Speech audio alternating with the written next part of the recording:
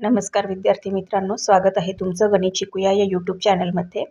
विद्यार्थी मित्रांनो, आपण पूर्व माध्यमिक शिष्यवृत्ती परीक्षा म्हणजेच स्कॉलरशिप परीक्षा यासाठी इयत्ता 8वी यासाठी जी मार्गदर्शिका आहे गणित विषयासाठी तिचा अभ्यास करणार आहोत। त्यातील घटक, त्या घटकांवरती आधारित उदाहरणे यांचा आपण अभ्यास करणार आहोत। चला तर मग व्हिडिओला सुरुवात करूयात। तत्पूर्वी तुम्हाला एक विनंती आहे, तुम्ही जर चॅनलला नवीन नसाल तर चॅनलला सबस्क्राईब करा, व्हिडिओला लाईक शेअर करा आणि नोटिफिकेशनचं बेल आयकॉन दाबा, जेणेकरून तुम्हाला सर्व नोटिफिकेशन्स वेळेवर मिळत जातील। चला तर मग सुरुवात करूयात। उपघटक 3.5 पायथागोरसचा सिद्धांत, याचे जे नियम आहेत ते आपल्याला त्यांनी इथे दिलेले आहेत, त्यात आपल्याला जाणून घ्यायचे आहेत। कारण त्या सराव संच 3.5 यामधील जी उदाहरणे आहेत ती या नियमांवरती आधारित आहेत। या नियमांचा वापर करून आपल्याला ती उदाहरणं सोडवायची आहेत। तर आता आपण हे नियम जाणून घेऊयात काय आहेत। आता पहिला नियम बघा, काटकोन त्रिकोण ABC मध्ये कोन B बरोबर 90 अंश, काटकोनालगतच्या बाजूंना काटकोन करणाऱ्या बाजू आणि काटकोनासमोरील बाजू AC ला कर्ण म्हणतात। आता हा जो नियम त्यांनी दिला आहे तो आपण ह्या आकृतीच्या आधारे समजून घेऊयात। इथे त्यांनी हा त्रिकोण ABC दिला आहे, जो तुम्हाला इथे दिसतोय। त्याच्यामध्ये हा जो B कोण आहे तो किती अंशाचा दिला आहे त्यांनी? 90 अंशाचा, म्हणजेच हा काय आहे? काटकोन आहे। मग आता त्यांनी काय म्हटलेले की काटकोनालगतच्या बाजूंना, म्हणजे काटकोन कुठला आहे? हा B कोण जो आहे तो काटकोन करतो। मग याच्या लगतच्या ह्या दोन बाजू आहेत, मग त्या बाजू कोणत्या आहेत? तर बाजू AB आणि बाजू BC। या बाजूंना काय म्हणतात? काटकोन करणाऱ्या बाजू असे म्हणतात। आणि काटकोनासमोरील बाजूला, म्हणजे हा जो कोण आहे B 90 अंशाचा, ह्याच्या समोरची बाजू कोणती आहे? AC आहे। मग ह्या AC बाजूला काय म्हणतात? कर्ण असे म्हणतात। हा झाला पहिला नियम। आता आपल्याला पुढचा त्याच्या संदर्भातली माहिती घ्यायची आहे की काटकोन त्रिकोणामध्ये, म्हणजे हा जो त्रिकोण आहे ABC काटकोन, यावरच आपण आता हा नियम जाणून घेऊयात। त्यामध्ये त्यांनी काय सांगितलं आहे? कर्ण वर्ग बरोबर एक बाजू वर्ग अधिक दुसरी बाजू वर्ग, किंवा हे दुसऱ्या पद्धतीने कसं लिहायचं तर कर्ण वर्ग बरोबर पाया वर्ग अधिक उंची वर्ग। म्हणजे आता इथं ह्या काटकोन त्रिकोणामध्ये AC तर आपल्याला कर्ण आहे हे समजलं। मग आता आपल्याला हे AB आणि BC ह्या काय आहेत? या काटकोन करणाऱ्या बाजू आहेत, हे पण आपल्याला कळलं। म्हणजे दोन बाजू आपल्याला समजल्या, कर्ण समजला।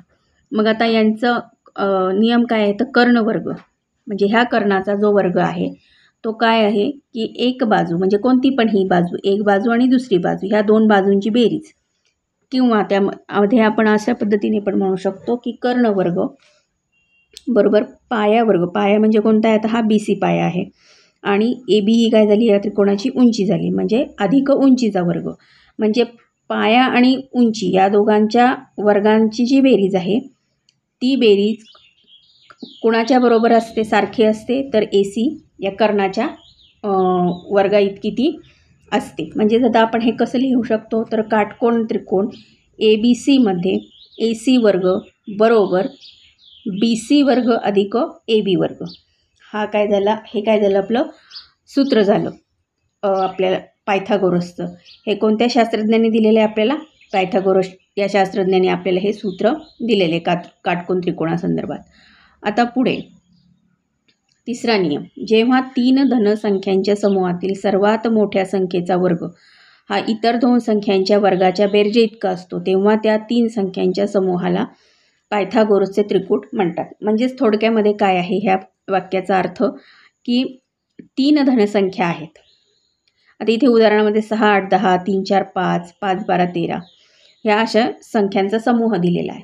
मग आता तीन धनसंख्यांच्या समूहातील सर्वात मोठ्या संख्येचा वर्ग, म्हणजे तो काय असणार आहे? ह्या कर्णाचा वर्ग असणार आहे। सर्वात मोठी संख्या म्हणजे कोणती असते? बाजू कोणती असते काटकोन त्रिकोणामध्ये? तर ती कर्ण असते। मग ह्या कर्णाचा जो वर्ग आहे तो कसा असतो?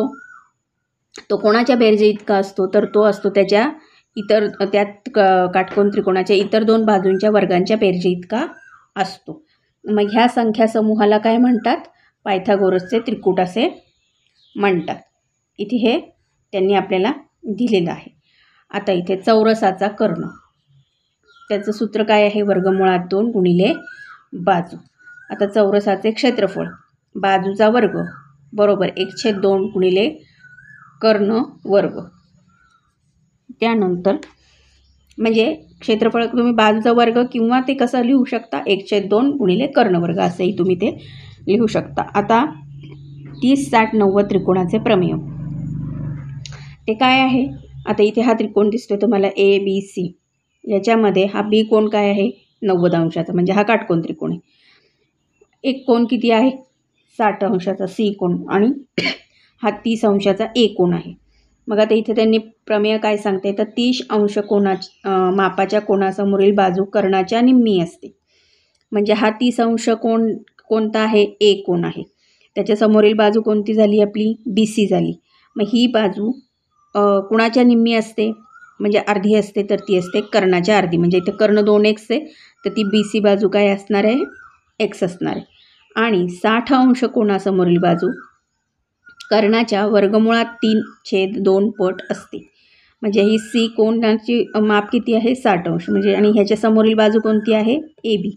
मग हिचं माप किती असतं कर्णाच्या म्हणजे हा कर्ण ACच्या वर्गमुळात 3/2 पट असते. हे नियम लक्षात ठेवायचे. हे प्रमेय लक्षात ठेवायचं. त्यानंतरचं प्रमेय आहे 45 अंश 45 अंश 90 अंश त्रिकोणाचे प्रमेय.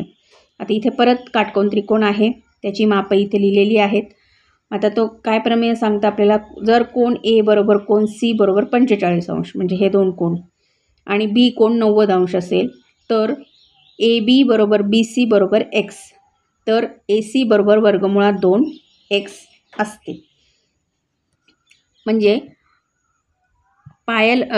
समद्विभुज त्रिकोणामध्ये काय असतं की पायालगतचे जे कोण आहेत त्यांच्या मापांची बेरीज ही 90 अंश असते आणि हा बी कोण काय असतो काटकोण असतो. म्हणजेच इथे त्यांनी खाली जी ओळ दिली ती आपल्याला त्याच्यातनं स्पष्ट होते की समद्विभुज काटकोन त्रिकोणात कर्णाची लांबी एकरूप बाजूंच्या वर्गमुळात 2 पट असते.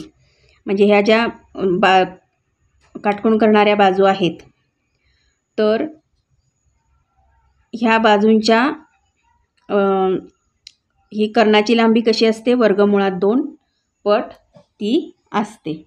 म्हणजेच AB x आहे BC x आहे बरोबर झालं. त्यांच्या बरोबर आणि AC बरोबर काय आली मग वर्गमुळात 2x.